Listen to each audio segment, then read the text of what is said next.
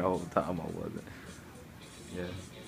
Once you, so this is the, you on now? This is the anesthesia workroom.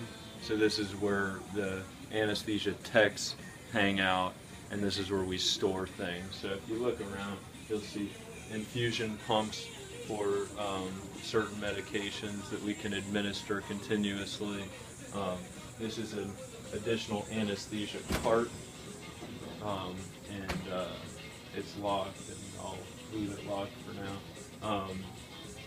And then we have a MH cart, which is rather interesting. Get a picture of this little top of that cart there. And MH stands for malignant hyperthermia, which is a very rare but fatal, but can be fatal condition. That's a very important condition within the anesthesia field. Basically, there's a few medications that we give that can cause MH if a patient's susceptible, and they're medications that we use very routinely. So if a patient or their family member has a history of anesthetic complications, we'll delve into that history to see if it might be MH, and if so, we will strictly avoid those medicines, and we will treat that specific operating room in a different way, and that preparation for that takes about 40 to 60 minutes. So anyway, you saw the little poster, and you can look that up if you want. But that's interesting. And this cart is a specific cart dedicated to that condition. And if someone were to have malignant hyperthermia, the treatment and management supplies are within this cart. And then there's other supplies here. We have syringes of different sizes. This is an anesthesia circuit with a bag and tubing and monitoring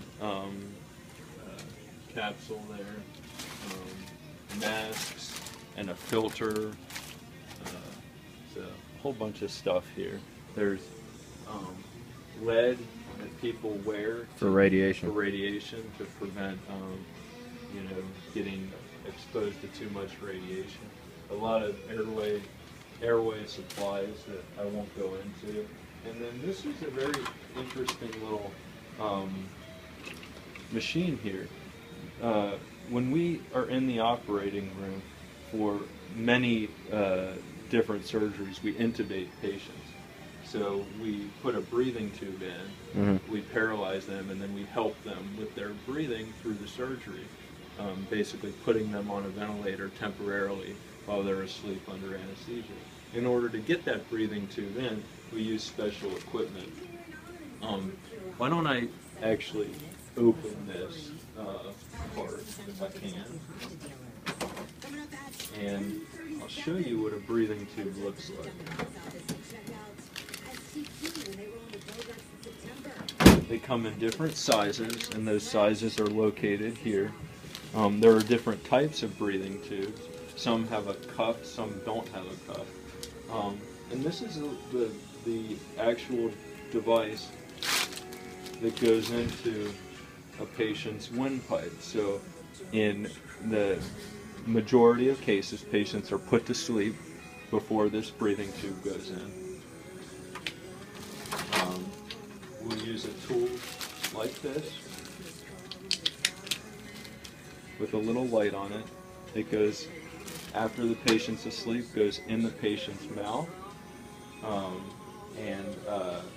If you can imagine a patient on a bed here, with their head here, and their feet over there, and me behind them, or to the head of them, the patient goes off to sleep.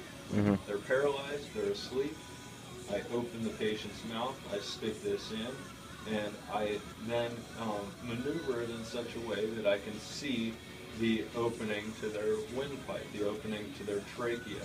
I can see their vocal cords, and I can slip this little breathing tube in like that, take my blade out, And then I'll show you that you can inflate the cuff. So I'll show you that kind of a close-up. I have a syringe. I've got 8 mLs of air.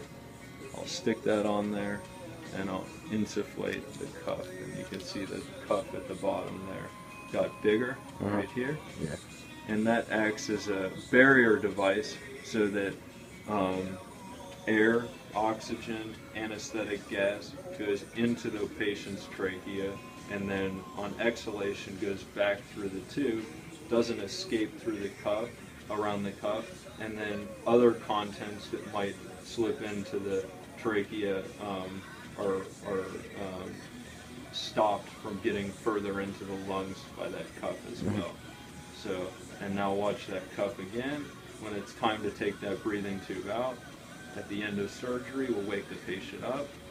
We'll bring that cuff down like that, and then we'll slip the cuff out. So it's just compressed and then you take it out? Yep. This is taped in place within the patient, at the patient's mouth.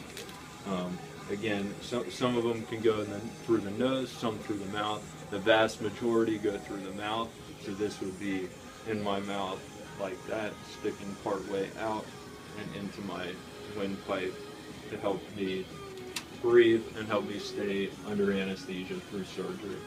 So is that performed by an anesthesiologist or a nurse anesthetist? Or a nurse anesthetist. That procedure itself, intubation is what it's called, is performed also by EMTs, emergency medical techs, and emergency room physicians, pulmonary care, critical care physicians in an intensive care unit. So not only do we do that procedure in anesthesia, we do that for very sick patients, trauma patients, elsewhere, out, in the community, like an ambulance comes, they would be able to do that, or within the hospital and other locations. And what I was about to show you is if we think that that intubation will be challenging in the typical route, this is called a glide scope, and this is another tool that can be used.